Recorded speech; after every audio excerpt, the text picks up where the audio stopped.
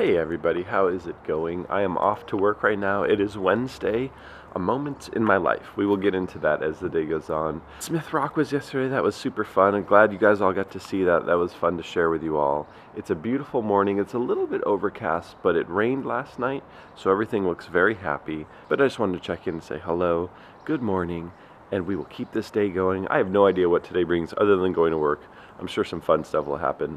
The Volkswagen dude who we were going to go check out the Golf, he doesn't want to sell anymore. Lame.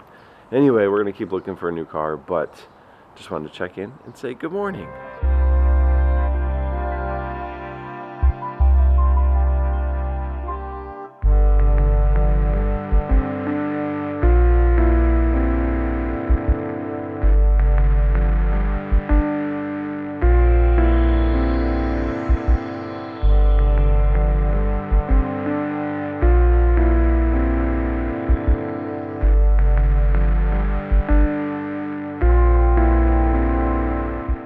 Hi, Lexington.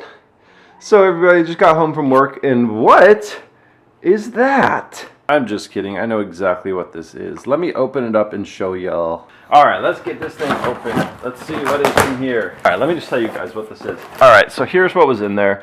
This is a new mastering system for Dazzle Sips releases, and this is actually a very unique mastering deck because you can make two masters at the same time. And that's something kind of unique with these kind of systems. So let me plug this thing in and see how it works. Let's do a few tests. So I just plugged it in. Looks like this is on. Looks like it's in standby mode. Let's turn it on and see what happens. All right, we got some lights flashing there. Everything seems to be working there. I'm going to be using a Type 2 high bias cassette because I like to roll that way, and I have a huge collection of high bias cassettes. So I guess it doesn't really matter what deck we use. Let's just go with this one here. Let's pop this bad boy in. Firstly, let's see if it plays. No. All right, let's see what's going on. All right, I got everything back together. I had to take it out and clean it. These were all gunked up and rusted. I demagged everything, and it is sounding pretty good, actually. I'm really impressed with the sound. I think as I was saying, these both record masters at the same time, so I'm going to be using these in the duplication process, you know, making sure masters line up, are coherent, all kind of have a similar sound. I'm listening to a Pet Shop Boys right now. Let's see. I'll play you guys a little bit so you can get an idea. About the sun, learn to ignore what the photographer saw.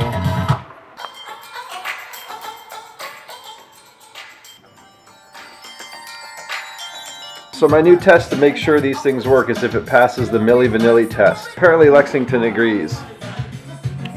Now it's time to get some stuff at Trader Joe's.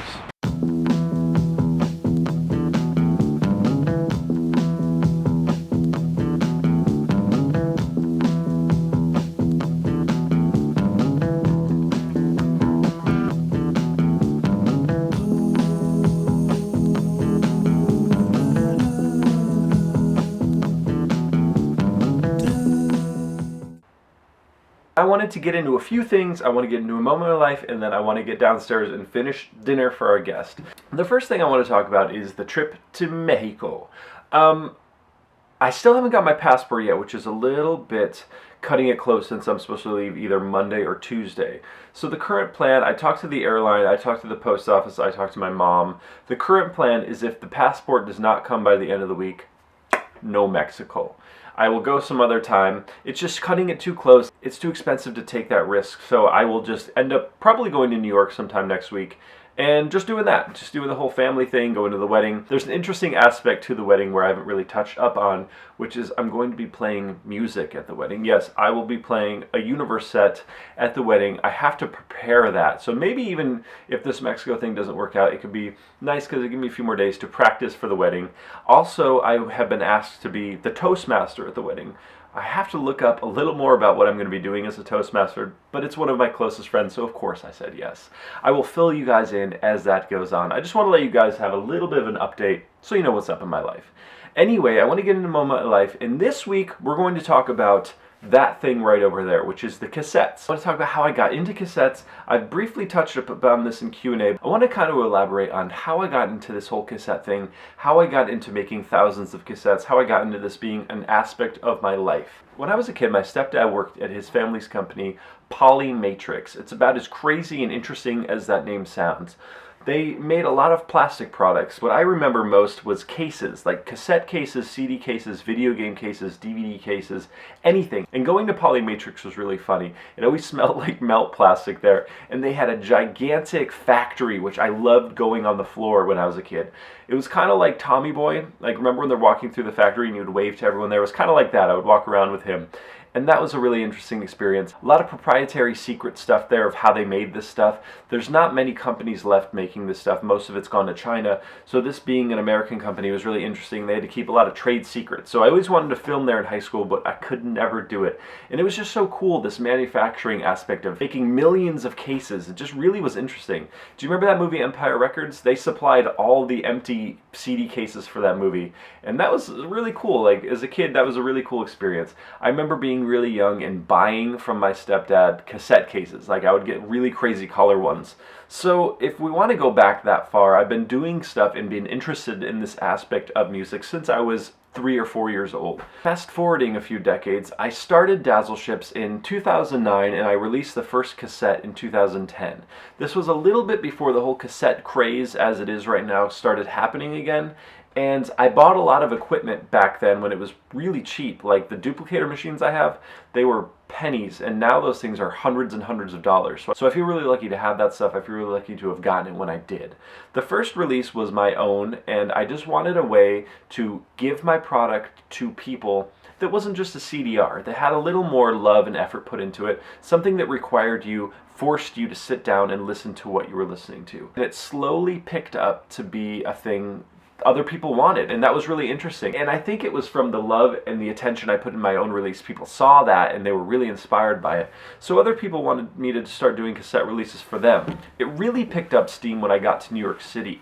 And I had a recording studio with a few friends there, and I set up shop there. I would make thousands of cassettes in a year, and from word of mouth, I just started getting more clients. I would say making a lot of cassettes kind of peaked right before I moved to Portland. When I moved to Portland, that's where things kind of slowed down and changed direction for a little while. I was managing Alhambra Theater. I didn't really have time for Dazzle Ships for a little while.